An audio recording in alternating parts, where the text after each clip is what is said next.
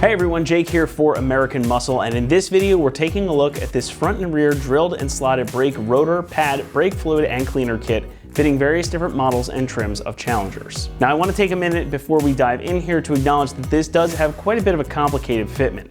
However, it is all outlined on the website, so just make sure you read that through before you buy to ensure that you get the right parts for your car.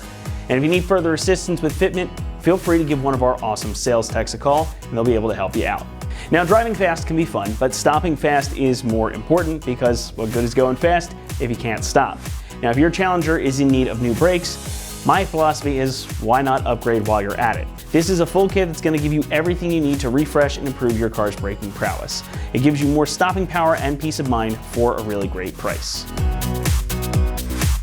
Now, brakes are one of the places on a vehicle where I believe it's worth spending the extra time and money to get really good stuff. Whether you're daily driving your car, taking it to the track, or just hitting up a nice mountain road, cruising around with your family, whatever the case, it's important that you're able to stop quickly and safely. And there's a handful of components in this kit to make sure that's exactly what happens. Now, as opposed to the typically solid rotors that your car gets from the factory, these are going to perform much better.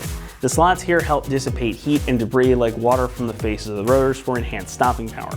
Now, heat is really the enemy of brakes always, and being able to get that heat off of the faces of the rotors and away from the pads means that you'll get more initial bite and greater overall stopping power. Now, the drilled holes here also accomplish a similar task by venting that heat out through the central vanes of the rotor, again keeping it away from the faces and the rotors and the pads. Now, the pads in this kit are a premium ceramic blend as well, meaning that these are going to pair well with the rotors to provide you smooth, consistent stopping power without the dust and noise that you can often experience from metallic or even semi-metallic pads. This kit does have all the new hardware included, but it also comes with brake cleaner to help get your new stuff and your calipers all clean and ready to rock, and there's new brake fluid included. Now, this is synthetic DOT3 fluid that is rated up to 450 degrees Fahrenheit. So even if your brakes do get hot, that fluid is going to be able to keep up and help slow you down safely. And if you've ever boiled brake fluid before, you know how terrifying of an experience that can be. When doing a brake job, fluid is often something that people don't change, so it's great to see it included here so you have everything you need for a complete brake refresh. The rotors here are made from cast iron, sort of the industry standard, but they also have a zinc dichromate coating over top to protect against rust and corrosion. So they're going to stop well and they're going to look good for a long time to come. And like we discussed earlier, the pads are a ceramic compound, which provides great balance between stopping power and longevity. Plus, we can't forget about the uprated DOT3 fluid here too. So this is really a great kit for even a daily driven car because it's just going to give you that much more stopping power in an emergency situation. And if you do happen to take your car to the track, well, you're going to appreciate that even more. Pricing comes in around $475 for this kit, which, considering all you get here and the upgraded stopping power it's going to provide, I would say this one is well worth the cost. Now, you could, of course, spend more. You could get a big brake kit or something like that, but if you're shopping for a daily driven car that occasionally sees some more intense usage, this is going to fit the bill nicely. It'll do everything you need it to and then some, and it's not going to cost you a whole lot of money. Installation gets a 2 out of 3 on our difficulty meter, and the whole job should take you around 3 hours to complete. Swapping pads and rotors is quite straightforward, definitely something you can accomplish at home or in the driveway. But it is worth noting that in order to utilize this brake fluid, you're going to need to bleed your braking system. Now, that will take you some additional time, and you're also going to need either a brake bleeder tool or a friend to help you get that job done. However, this is all designed to fit on your car without any modifications, so you can rest assured that everything is going to bolt up properly the first time. With that though, let's head on out to the shop and we'll walk you through the entire process.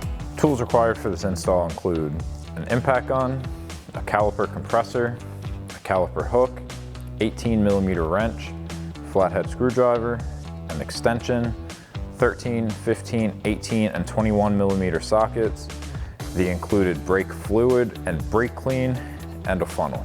What's up guys? Today we're installing brakes on our Challenger, so let's get started. Now the first thing we need to do is remove our caliper from the caliper bracket. So to do that, I'm gonna grab a hook so that we can hook the caliper onto here to not put any tension on our brake line. So I'm gonna take this and I'm gonna hook it to one of the coils on the spring on our strut. And then we can grab a 13mm socket and remove the 2 bolts holding on our caliper. So now I'm going to take a 13mm socket and remove this top and bottom bolt, and then we can wiggle off the clamshell and hang it up on that hook.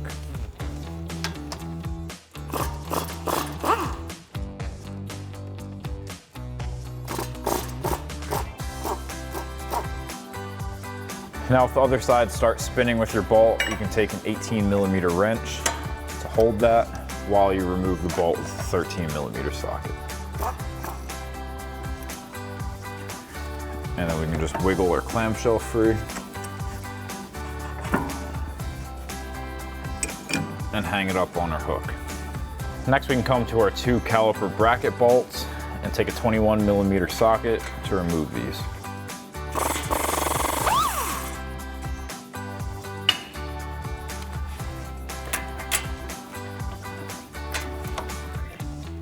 And then grab a hand on the caliper bracket and while you get this out so you don't drop it.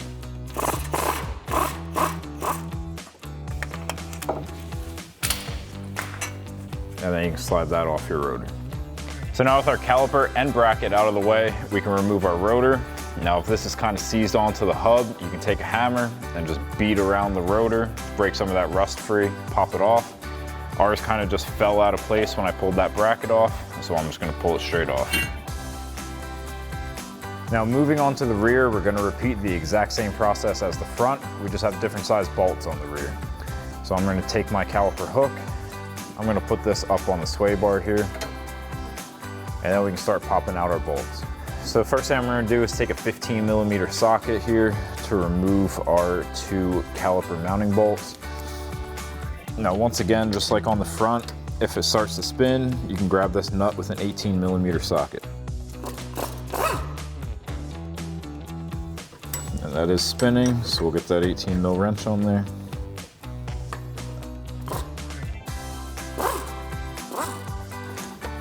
And then we can just do the same thing on the top.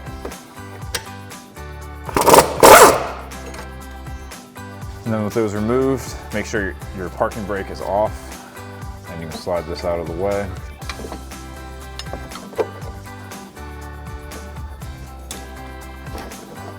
Hook it up onto your sway bar, not to put any tension on the brake line. Next we can remove these 2 bolts holding on our caliper bracket. You're going to need an 18mm socket to pop these out.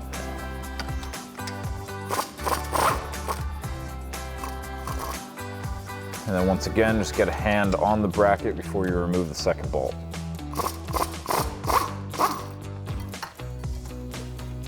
And then you can wiggle that off of the rotor. So now all we have left to do is remove our rotor. Now once again, if this is super stuck on there, just take a hammer and start beating it around the edge here to break up the rust, and then you can wiggle it out.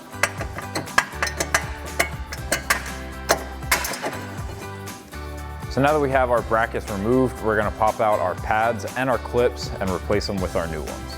So now we can just pop our pads out.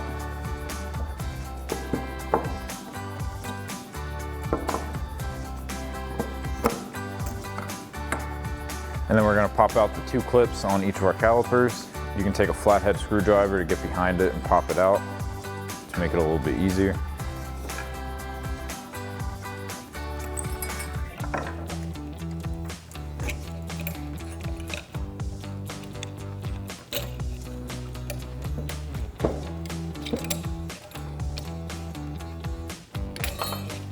Now once you have those popped out, we're just gonna put our new ones in, and then we're gonna lube those up before we put our pads in. So just line these up and press them into place.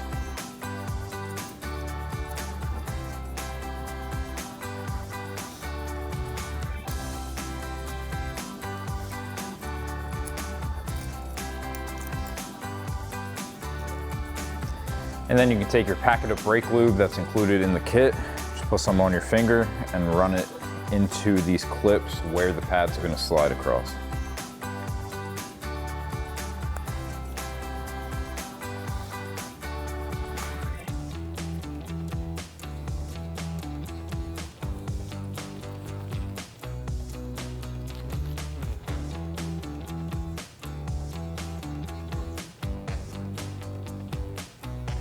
And then once you have those lubed up, you can take your new pads and slide those into the clips.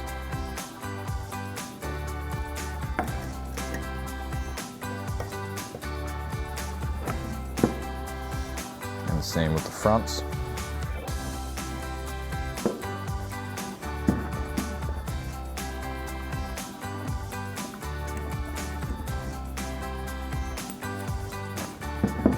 And now with our pads installed, we can go ahead and assemble our brakes. So now we're gonna start off by installing our rotors. I've got this sitting backwards on the hub for now because we're gonna have to clean down the surface. So we're gonna clean down the inside surface first, and then we'll flip it around and get the outside surface. Now we have some brake clean included in our kit. So you're gonna grab that and a clean microfiber towel, and then just spray down the surface of the rotor, give it a good wipe, and then we'll flip it and do the same on the other side.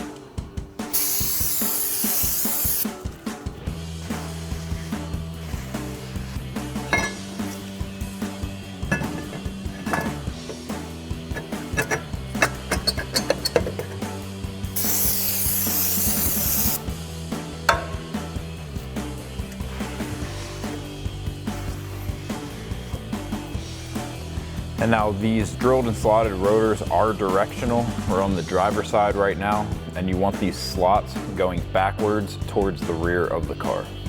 So now we can slide our bracket over the rotor and thread in our bolts. Now the pads are sliding around a little bit in there, so I just pop them out for now, and I'll throw them back in once we get the bracket all mounted up. So thread our 2 bolts into place.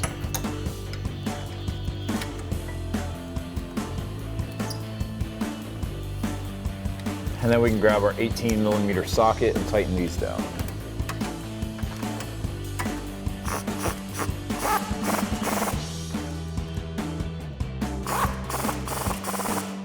And then we can just grab our pads and slide those back in, same way we did it on the table.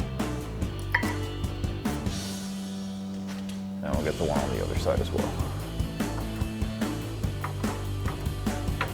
Next, we can take a brake caliper compressor tool to compress our piston back into the caliper, because we're going to need that extra clearance to get this over our new brake pads. So I'm going to pull this off the hook. We're going to put the flat part up against the front of the caliper and then use that circle to push in on the piston.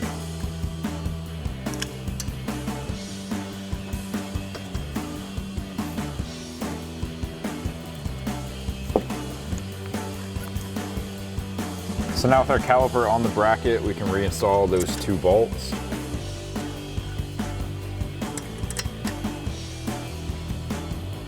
And then you can take your 15mm socket and 18mm wrench and tighten these down.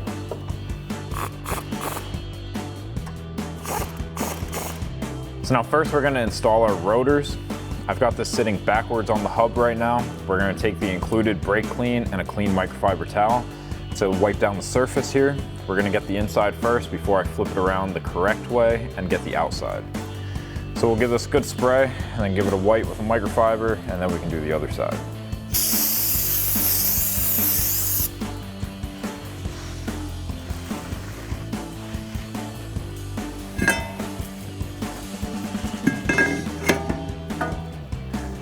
Now once we have it on the correct way, I'm just going to take a lug nut to thread onto one of our studs just to hold the rotor in place.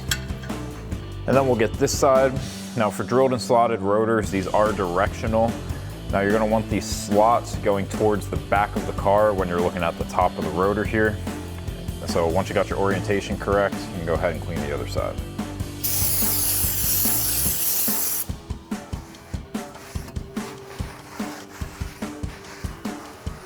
So now we can slide our bracket over the rotor and then get our bolt holes lined up.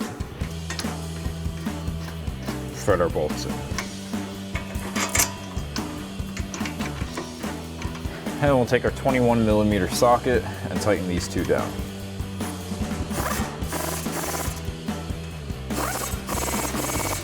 So now we can take a brake caliper compressor tool to compress the pistons in our caliper so that we can fit it over our new pads. Now I'm going to pull that off the caliper hook, get this tool set up in there, and start compressing those pistons. And then we'll slide our clamshell over the pads and we can reinstall those 2 bolts.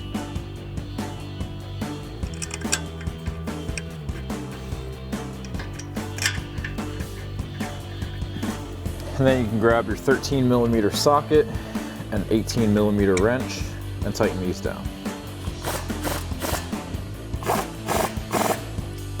So now once you have all of your brakes installed, the last thing we have in our kit is some brake fluid. Now this isn't going to be enough to fully flush your whole system. If you want to do that, you're going to need another bottle of this size. It usually takes about 2 of these to completely flush out all of the old brake fluid. So what we're going to be doing is just topping off our master cylinder if needed. So we can come to the cowl and pop off this cover to gain access to our master cylinder. So now we'll just grab this tab, pop our cover off. And then once you get to your reservoir here, I'm just gonna take a microfiber towel, just clean off around the cap. That way you're not dropping anything in there once you remove the cap. And then sometimes it's hard to read the fluid level on here. So you can take a flashlight, just put it down on the side, and then you'll be able to see the clear line of the fluid level. So ours is a little bit below that max fill line. So I'm gonna go ahead and twist that cap off, put it to the side. Grab yourself a funnel. Now you can pop open your brake fluid and start adding it to your reservoir. And then just do a little bit at a time, take that light, double check, and we're right at our max fill line now.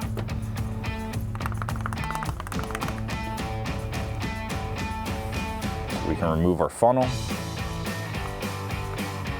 twist our cap back on, and then grab our cover panel, slide the tabs into place, and press it down. So that'll wrap up this review and install of the drilled and slotted brake rotor and pad kit for the front and rear of your 2009 to 20 Challenger GT, RT, Rally Redline, and SXT with dual piston front calipers and vented rear rotors, and 2011 Challenger SE with dual piston front calipers and vented rear rotors. Thank you for watching, and for all things Challenger, keep it right here at AmericanMuscle.com.